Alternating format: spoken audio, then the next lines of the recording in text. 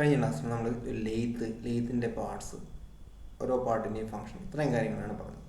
ഈ ക്ലാസ്സിൽ നമുക്ക് ടൈപ്സ് ഓഫ് ലെയ്ത്ത് ഡിസ്കസ് ചെയ്യാം. Types of lathe. ഇപ്പം ലെയ്ത്തിൻ്റെ നമ്മുടെ ഉപയോഗിക്കുന്ന പർപ്പസ് അനുസരിച്ച് ഡിഫറെൻറ്റ് ടൈപ്സ് ഓഫ് ലെയ്ത്ത് മാർക്കറ്റിൽ അവൈലബിൾ ആണ്. നമുക്ക് 1 by 1 ആയിട്ട് നോക്കാം. First one bench lathe. അപ്പോൾ ബെഞ്ച് ലെയ്ത്തിൻ്റെ പ്രത്യേകത, ബെഞ്ച് ലെയ്ത്ത് സാധാരണ ലെയ്ത്തിനെ കഴിഞ്ഞും, നമ്മുടെ എഞ്ചിൻ ലെയ്ത്തിനെ കഴിഞ്ഞും, നമ്മൾ സാധാരണ കണ്ടുവരുന്ന ലെയ്ത്തിനെ കഴിഞ്ഞും, വർക്ക്ഷോപ്പിൽ ഉപയോഗിക്കുന്ന ലെയ്ത്തിനെ കഴിഞ്ഞും സ്മോൾ ഇൻ സൈസ്, കമ്പാരിറ്റീവ്ലി സ്മോളറാണ്. ഇനി എന്തിനാണ് ഉപയോഗിക്കുന്നത്? ചെറുതായിട്ടുള്ളതും നല്ല ഹൈലി പ്രിസൈസ് ആയിട്ടുള്ള വർക്കിന് വേണ്ടിയാണ് നമ്മൾ ബെഞ്ച് ലെയ്ത്ത് ഉപയോഗിക്കുന്നത്. ഈ എഞ്ചിൻ ലെയ്ത്തിൽ ചെയ്യുന്ന എല്ലാ ഓപ്പറേഷൻസും തന്നെ ബെഞ്ച് ലെയ്ത്തിലും ചെയ്യാൻ പറ്റും. പക്ഷേ ബെഞ്ച് ലെയ്ത്തിൻ്റെ സൈസ് എഞ്ചിൻ ലെയ്ത്തിനെ അപേക്ഷിച്ച് ബെഞ്ച് ലെയ്ത്തിൻ്റെ സൈസ് എന്ന് പറയുന്നത് വളരെ ചെറുതാണ്. ഇനി അടുത്തത് സ്പീഡ് ലെയ്ത്ത്. അപ്പോൾ സ്പീഡ് ലെയ്ത്ത് എന്ന് പറയുമ്പം ഓട്ടോമാറ്റിക് ഫീഡിനുള്ള, അതായത് നമുക്ക് ക്യാരേജ് ഒന്നില്ലെങ്കിൽ മാനുവലായിട്ട് മൂവ് ചെയ്യാം, അല്ലെങ്കിൽ ഓട്ടോമാറ്റിക്കായിട്ട് മൂവ് ചെയ്യാം. ഓട്ടോമാറ്റിക് ഫീഡിനുള്ള ഒരു ഓപ്ഷൻ സ്പീഡ് ലെയ്ത്തിലില്ല. ഇനി സാധാരണ ഉപയോഗിക്കുന്നത് വുഡ് ടേണിംഗ്, പോളിഷിംഗ്, സെൻറ്ററിങ്, ഈ ഓപ്പറേഷൻസാണ്. വുഡ് ടേണിംഗ് എന്ന് പറയുമ്പോൾ നമ്മുടെ മേശയുടെ കട്ടിലിൻ്റെയൊക്കെ കാലുകളൊക്കെ കടയാനുള്ള സാധാരണ ഉപയോഗിക്കുന്നതാണ് സ്പീഡ് ലെയ്ത്ത്. അപ്പോൾ അവിടെ ഒരു പവർ ഫീഡിനുള്ള ഓപ്ഷൻ ഇല്ല, മാനുവലായിട്ട് തന്നെ ചെയ്യണം. വർക്ക് ഹോൾഡ് ചെയ്ത് റൊട്ടേറ്റ് ചെയ്യാനുള്ള ഒരു ഓപ്ഷനേ ഉണ്ടാവുക. ഇനി അടുത്തത് എഞ്ചിൻ ലെയ്ത്ത്. എഞ്ചിൻ ലെയ്ത്ത് നമ്മൾ സാധാരണ നമ്മുടെ വർക്ക്ഷോപ്പുകളിലൊക്കെ ഉപയോഗിക്കുന്നതാണ് engine lathe. Most widely used. And why the name engine lathe? അതായത് ഇൻഡസ്ട്രിയൽ റവല്യൂഷൻ്റെ തുടക്കത്തിൽ ഇതിൻ്റെ ഡ്രൈവിംഗ് ഫോഴ്സ് പ്രൊവൈഡ് ചെയ്തിരുന്നത് സ്റ്റീം എഞ്ചിനായിരുന്നു. ഇന്നത്തെ പോലെ ഇലക്ട്രിക് മോട്ടറൊന്നും ഇല്ലാത്തൊരു കാലത്ത് സ്റ്റീം എഞ്ചിനായിരുന്നു ലെയ്ത്തിനെ ഡ്രൈവ് ചെയ്തുകൊണ്ടിരുന്നത്. അതുകൊണ്ട് അതിനെ നമ്മൾ എഞ്ചിൻ ലെയ്ത്ത് എന്ന് പറയുന്നു. ഇനി ഇതിൻ്റെ advantages: multiple speeds, cone pulley, combination or gears, അതായത് വേരിയസ് സ്പീഡ്സ് നമുക്ക് കിട്ടും. അത് കോൺപുള്ളി ഡ്രൈവ് ഉണ്ട്, ഓൾ ഗിയർഡ് ഹെഡ് സ്റ്റോക്ക് ഉണ്ട്. അതിനെക്കുറിച്ച് നമുക്ക് ഡീറ്റെയിൽ ആയിട്ട് വരുന്ന ക്ലാസ്സുകളിൽ പറയാം. അടുത്തത് tool room lathe. Tool room lathe എന്ന് പറയുന്നത് ഏകദേശം എഞ്ചിൻ ലെയ്ത്ത് ആയിട്ട് തന്നെ നമുക്ക് കൺസിഡർ ചെയ്യാം, but equipped with some extra attachment to make it suitable for relatively more accurate angle of speeds and feeds. അതായത് എഞ്ചിൻ ലെയ്ത്തിൻ്റെ അതേ കോൺഫിഗറേഷനാണ്, പക്ഷേ സം എക്സ്ട്രാ അറ്റാച്ച്മെൻറ്റ്സ് ഉണ്ട്, കുറച്ച് എക്സ്ട്രാ അറ്റാച്ച്മെൻറ്റ്സ് ഉണ്ട്. എഞ്ചിൻ ലെയ്ത്തിനെ കഴിഞ്ഞും അക്യുറേറ്റ് ആയിട്ടുള്ള, അതായത് ടൂൾ മേക്കിങ്ങിനൊക്കെ, ടൂൾ പ്രൊഡ്യൂസ് ചെയ്യേണ്ട ജോബുകൾക്കൊക്കെ ഉപയോഗിക്കുന്നതാണ് ടൂൾ റൂം ലെയ്ത്ത്. എഞ്ചിൻ ലെയ്ത്തിൻ്റെ അതേ കോൺഫിഗറേഷനാണ്, പക്ഷേ ഒന്നും കൂടെ അക്യുറേറ്റ് ആയിട്ടുള്ള ലെയ്ത്താണ് ടൂൾ റൂം ലെയ്ത്ത്. അടുത്തത് Capstan and turret lathe. Capstan and turret lathe എന്ന് പറയുമ്പോൾ സെമി ഓട്ടോമാറ്റിക്, കംപ്ലീറ്റ്ലി ഓട്ടോമാറ്റിക് എന്ന് പറയുമ്പോൾ സെമി ഓട്ടോമാറ്റിക് ലെയ്ത്താണ്. അപ്പോൾ ക്യാപ്സ്റ്റൺ ആൻഡ് ടററ്റിൽ ഒരു ടററ്റ് ഹെഡ് ഉണ്ടാവും. നമ്മൾ സാധാരണ ടൂൾ പോസ്റ്റിലാണ് ടൂൾ ഫിക്സ് ചെയ്യുക. ഇവിടെ ഒരു ഹെക്സഗണൽ ടററ്റ് ഹെഡ് ഉണ്ടാവും, ഒരു ഹെക്സഗണായിട്ട് കൺസിഡർ ചെയ്യും. ഈ ഹെക്സഗൺ ആകുമ്പോൾ നമുക്ക് എന്ത് ചെയ്യാം? ഓരോ ഫേസിലും ഓരോ ടൂൾ വെക്കാം. അപ്പോൾ നമുക്ക് ഒന്നിലധികം ടൂള് ആവശ്യമുള്ള ഓപ്പറേഷന് ഈ 6 ഫേസിലും ടൂൾ ഫിക്സ് ചെയ്ത് വെച്ച് കഴിഞ്ഞാൽ എഞ്ചിൻ ലെയ്ത്തിലെ പോലെ എപ്പോഴും ടൂള് മാറ്റേണ്ട ഒരു ആവശ്യം വരില്ല. നമുക്ക് ഈ ഹെഡ് ടേൺ ചെയ്ത് തന്നെ ഓരോ ടൂൾ വെച്ച് ഓപ്പറേറ്റ് ചെയ്യാം. അപ്പോൾ ടൂൾ ചേഞ്ചിങ് ടൈമും കുറഞ്ഞു കിട്ടും, നല്ലൊരു പരിധി വരെ കുറഞ്ഞു കിട്ടും. അതുകൊണ്ടാണ് നമ്മൾ അതിനെ സെമി ഓട്ടോമാറ്റിക് ലെയ്ത്ത് എന്നൊക്കെ പറയുന്നത്. അപ്പോൾ ടൂൾസ് വൺസ് ലോഡ് ചെയ്ത് കഴിഞ്ഞാൽ പല ഓപ്പറേഷൻസ്, ഇപ്പോൾ നമുക്ക് ഏതെങ്കിലും ഒരു പ്രൊഡക്റ്റ് ഉണ്ടാകുന്ന 6 ടൂൾ വേണമെന്ന് കരുതുക. 6 ടൂൾ നമ്മൾ 6 ഫേസിലായിട്ട് 6 ഹെഡിലായിട്ട് ടററ്റ് ഹെഡിലായിട്ട് വെച്ചു. ആ ടററ്റ് ഹെഡിലായിട്ട് വെച്ച് നമുക്ക് ഈ ഹെഡ് ടേൺ ചെയ്ത് നമുക്ക് ആവശ്യമുള്ള ടൂള് ഓപ്പറേഷന് എടുക്കാം. മറ്റേ എഞ്ചിൻ ലെയ്ത്തിലാണെങ്കിൽ നമ്മൾ ഒരു ടൂൾ എടുത്ത് അത് റിമൂവ് ചെയ്ത് അടുത്തത് ലോഡ് ചെയ്ത് പിന്നെ അതിൻ്റെ ഓപ്പറേഷൻ ഫിനിഷ് ചെയ്ത് പിന്നെ അത് റിമൂവ് ചെയ്ത് അടുത്തത് ഫിക്സ് ചെയ്ത് അങ്ങനെ ചെയ്യണം. അപ്പോൾ ഇവിടെ ടൂൾ ചേഞ്ചിങ് ടൈം ഒരു പരിധി വരെ കുറയ്ക്കാൻ പറ്റും. അടുത്തത് ഓട്ടോമാറ്റിക് ലെയ്ത്ത്. അപ്പോൾ ഓട്ടോമാറ്റിക് ലെയ്ത്ത് ഇപ്പം പുതിയതായിട്ടുള്ള ലെയ്ത്തൊക്കെ ഇപ്പോൾ CNC മെഷീനൊക്കെ ഓട്ടോമാറ്റിക് ലെയ്ത്തൊക്കെ ആയിട്ട് നമുക്ക് കൺസിഡർ ചെയ്യാം. അതായത് CNC ടേണിംഗ് സെൻറ്റേഴ്സ്, CNC എന്ന് പറഞ്ഞാൽ കമ്പ്യൂട്ടർ ന്യൂമറിക്കൽ കൺട്രോൾ. അപ്പോൾ ഇനി പണ്ടൊക്കെ നമ്മൾ ചെയ്തുകൊണ്ടിരുന്നത് തുടക്കത്തിലേക്ക് ഫുള്ള് മാനുവലായിട്ട് ഓപ്പറേഷൻസ് ചെയ്തുകൊണ്ടിരുന്നത്. ഇപ്പോൾ ഏകദേശം ഇൻഡസ്ട്രീസൊക്കെ ഏകദേശം മൊത്തം ഓട്ടോമേറ്റഡ് ആണ്.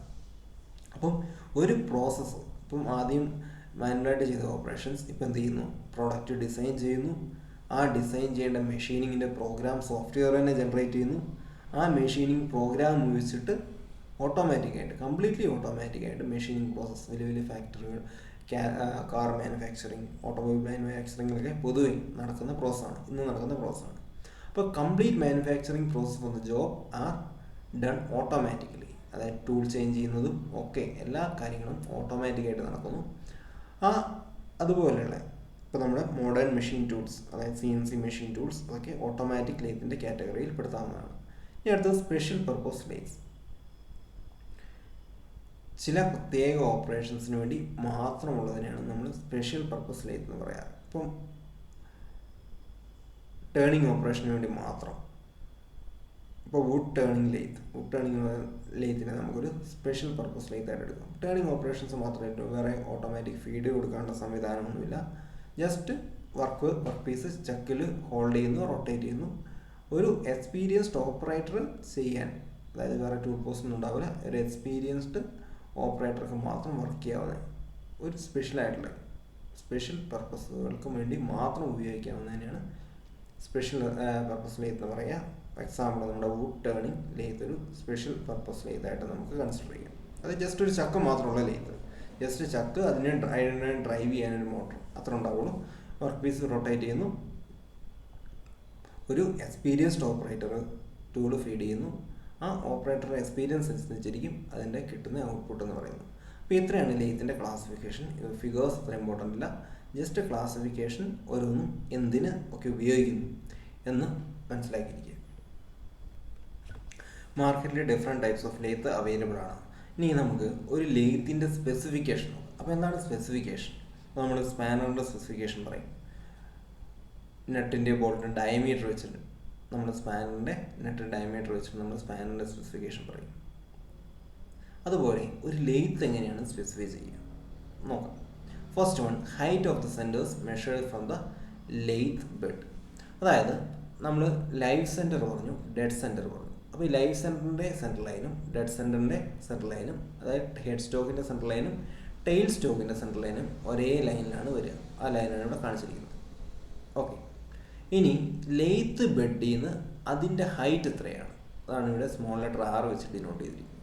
അപ്പോൾ അതൊരു സ്പെസിഫിക്കേഷനാണ്. മാക്സിമം എത്ര mm വരെ, എത്ര mm വരെ വരാം. ഹൈറ്റ് ഓഫ് ദ ലെയ്ത്തിൻ്റെ live centre dead centre join ചെയ്യുന്ന ലൈന് ലെയ്ത്ത് ബെഡിൽ നിന്ന് എത്ര ഹൈറ്റിലാണ് ഉള്ളത്, അതൊരു സ്പെസിഫിക്കേഷൻ.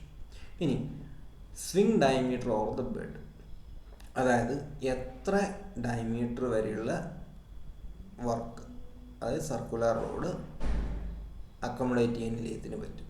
അതായത് ഈ ബെഡ് ടച്ച് ചെയ്യാതെ ഫ്രീ ആയിട്ട് റൊട്ടേറ്റ് ചെയ്യാൻ പറ്റുന്ന മാക്സിമം ഡയമീറ്ററിനെയാണ് swing diameter of the bed എന്ന് പറയുക. അതായത് ബെഡിൽ ടച്ച് ചെയ്യാതെ റൊട്ടേറ്റ് ചെയ്യാൻ പറ്റുന്ന മാക്സിമം ഡയമീറ്ററിനെയാണ് swing diameter of the bed എന്ന് പറയുക. Denote by small letter D ഇവിടെ കാണിച്ചിരിക്കുന്നത്. ഇനി അടുത്തത് ലെങ്ത് ബിറ്റ്വീൻ ദ സെൻറ്റേഴ്സ്. അതായത് ടെയിൽ സ്റ്റോക്ക് എക്സ്ട്രീം റൈറ്റിൽ, ഹെഡ് സ്റ്റോക്ക് എക്സ്ട്രീം ലെഫ്റ്റിൽ, ഇത് തമ്മിലുള്ള ഡിസ്റ്റൻസ്, ഇത് തമ്മിലുള്ള ഹെഡ് സ്റ്റോക്കിൻ്റെ ഈ പോയിൻറ്റും ടെയിൽ സ്റ്റോക്കിൻ്റെ ഈ പോയിൻറ്റും ഹെഡ് സ്റ്റോക്കിൻ്റെ പോയിൻറ്റും തമ്മിലുള്ള സെൻട്രൽ ലൈനിലെ distance, centre to centre distance of the head stock and tail stock, ഇതിനെയാണ് നമ്മൾ ലെങ്ത് ബിറ്റ്വീൻ ദ സെൻറ്റേഴ്സ് എന്ന് പറയും. അടുത്തത് സ്വിങ് ഡയമീറ്റർ ഓർ ക്യാരേജ്. ഇപ്പം നമ്മൾ swing diameter of the bed പറഞ്ഞു. ഇനി ക്യാരേജ് എന്ന് പറയുന്നത് ബെഡിനെ കഴിഞ്ഞ് കുറച്ചുകൂടെ ഹൈറ്റിലാണ്. ഓക്കെ, ബെഡിനെ കഴിഞ്ഞ് കുറച്ചുകൂടെ ഹൈറ്റിലാണ്. അപ്പോൾ അത് എത്ര MM എത്രയുണ്ട്, അതായത് ക്യാരേജിൻ്റെ മുകളിൽ ഫ്രീ ആയിട്ട് റൊട്ടേറ്റ് ചെയ്യാവുന്ന വർക്കിൻ്റെ മാക്സിമം ഡയമീറ്റർ ക്യാരേജിൻ്റെ മുകളിൽ, ഇതാണ് ക്യാരേജ് എന്ന് പറയുന്നത്. ഇപ്പോൾ ക്യാരേജ് ടച്ച് ചെയ്യാതെ ഒരു വർക്ക് ചെയ്യുമ്പോൾ വർക്ക് സ്പിൻഡിൽ റൊട്ടേറ്റ് ചെയ്യുകയാണല്ലോ. അപ്പോൾ റൊട്ടേറ്റ് ചെയ്യുന്ന ആ വർക്കിൻ്റെ ക്യാരേജിൻ്റെ മുകളിൽ പോകാവുന്ന മാക്സിമം ഡയമീറ്റർ, ക്യാരേജ് ടച്ച് ചെയ്യാതെ ഉള്ള മാക്സിമം ഡയമീറ്ററാണ് swing diameter or the carriage എന്ന് പറയാം. ഇനി മാക്സിമം ബാർ ഡയമീറ്റർ, അതായത് ഒരു ലെയ്ത്തിൻ്റെ ചക്കിൽ ഫിക്സ് ചെയ്യാവുന്ന ബാറിൻ്റെ, അതായത് സർക്കുലർ റോഡിൻ്റെ മാക്സിമം ഡയമീറ്റർ, എത്ര ഡയമീറ്റർ വരെയുള്ള റോഡ് ആ ചക്കിൽ അക്കോമഡേറ്റ് ചെയ്യാം, അതിനെയാണ് മാക്സിമം ബാർ ഡയമീറ്റർ എന്നതുകൊണ്ട് ഉദ്ദേശിക്കുക. അടുത്തത് length of the bed. Length of the bed എന്ന് പറയുമ്പോൾ ഈ പോയിന്റ് മുതൽ ഹെഡ് സ്റ്റോക്കിൻ്റെ ഈ ബേസിൻ്റെ ഈ പോയിന്റ് മുതൽ ടെയിൽ സ്റ്റോക്കിൻ്റെ എൻഡ് വരെയുള്ളത്, ബി എന്ന് വെച്ച് ഡിനോട്ട് ചെയ്തിരിക്കും. ഓക്കെ, ഹെഡ് സ്റ്റോക്ക് മുതൽ ടെയിൽ സ്റ്റോക്കിൻ്റെ എൻഡ് വരെയുള്ള ഡിസ്റ്റൻസിനെയാണ് ലെങ്ത് ഓഫ് ദ ബെഡ് എന്ന് പറയുക, denote by small letter B. അപ്പോൾ ഇത്രയും കാര്യങ്ങൾ പറഞ്ഞുകൊണ്ടാണ് നമ്മൾ ലെയ്ത്തിൻ്റെ സ്പെസിഫിക്കേഷൻ പറയുക, ലെയ്ത്തിൻ്റെ സൈസ് എന്ന് പറയുക. യൂഷ്വലി നമ്മൾ ബെഡ് ലെന്തിലാണ് പറയുക, ലെങ്ത് ഓഫ് ദ ബെഡിലാണ് ലെയ്ത്തിൻ്റെ സൈസ് സാധാരണ പറയുക. പിന്നെ swing diameter of the bed, ഇത്രയും പറഞ്ഞതുപോലെ swing diameter over the bed, swing diameter over carriage, maximum bar diameter, height of the centres measured from the lathe ബെഡിൽ നിന്ന് ഈ സെൻറ്റേഴ്സ് ഹെഡ് സ്റ്റോക്കിൻ്റെയും ടെയിൽ സ്റ്റോക്കിൻ്റെയും സെൻറ്റേഴ്സ് തമ്മിൽ join ചെയ്യുന്ന ലൈനിലോട്ടുള്ള ഡിസ്റ്റൻസ്. ഇത്രയും കാര്യങ്ങളും ആണ് നമ്മൾ ലെയ്ത്തിൻ്റെ സ്പെസിഫിക്കേഷനായിട്ട് പറയുക. Thank you.